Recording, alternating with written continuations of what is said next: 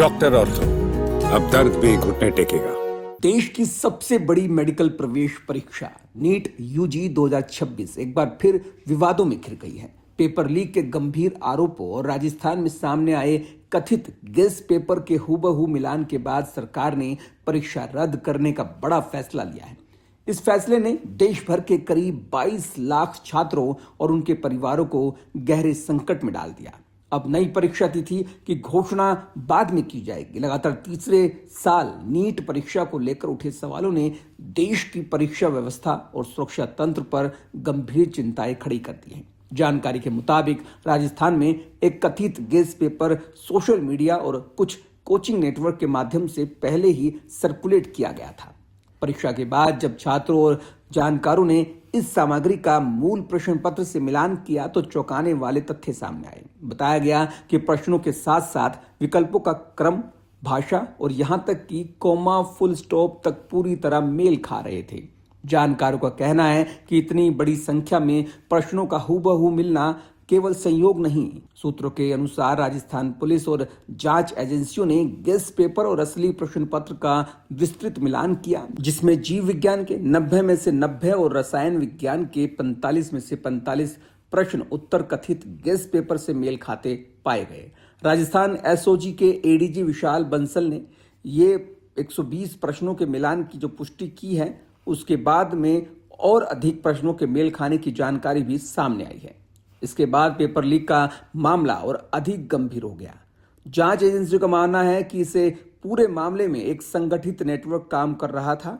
आशंका जताई जा रही है कि इसमें कोचिंग संस्थानों, परीक्षा सामग्री तैयार करने वाले लोग और परीक्षा प्रक्रिया से जुड़े कुछ व्यक्तियों की भूमिका हो सकती है। सूत्रों के मुताबिक कुछ चुनिंदा छात्रों को परीक्षा से पहले ही ये लीक पेपर पढ़ाया गया था और बाद में किसी को शक न हो इसलिए इसे गेस पेपर के रूप में फैलाया गया। भौतिक विज्ञान के प्रश्न पत्र और को लेकर भी जांच जारी है। कुछ टॉप करने वाले छात्र भी एजेंसियों के रडार पर बताए जा रहे हैं। जांच में यह भी सामने आया है कि ई मित्र केंद्रों और फोटोकॉपी दुकानों के जरिए ये सामग्री कई छात्रों तक पहुंचाई गई। एजेंसी को आशंका है कि ये नेटवर्क केवल राजस्थान तक सीमित नहीं है, बल्कि कई राज्यों तक फैला हुआ है।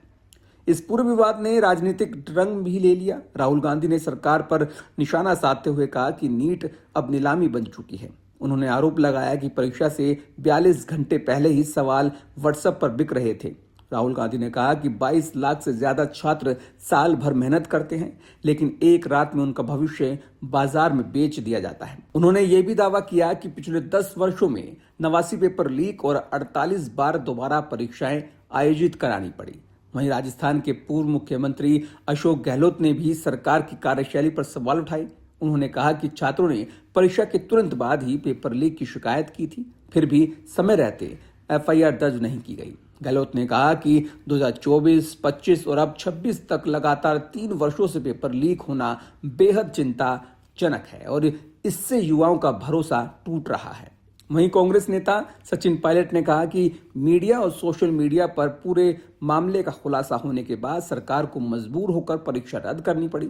दूसरी ओर राजस्थान सरकार में मंत्री किरोड़ी लाल मीणा ने अशोक गहलोत के आरोपों का जवाब देते हुए कहा कि गहलोत सरकार के कार्यकाल में भी कई पेपर लीक हुए थे और उस समय कार्रवाई नहीं की गई थी। उन्होंने कहा कि पूर्व सरकार को वर्तमान सरकार पर आरोप लगाने का नैतिक अधिकार नहीं है। नीट यूजी 2026 परीक्षा रद्द होने से लाखों छात्रों के सामने अब नई चुनौती खड़ी हो गई है। कई छात्र मानसिक तनाव और अनिश्चितता का सामना कर रहे हैं। शिक्षा जानकारों का मानना है कि केवल परीक्षा रद्द करना समाधान नहीं, बल्कि पूरे परीक्षा तंत्र को पारदर्शी और सुरक्षित बनाने की जरूरत है। जब तक पेपर लीक माफिया और अंदरूनी मिलीभगत पर सख्त कार्रवाई नहीं होगी, तब तक छात्रों का विश्वास दोबारा कायम करना आसान नहीं होगा। डॉक्टर ऑर्थो, अब दर्द भी घुटने टेकेगा।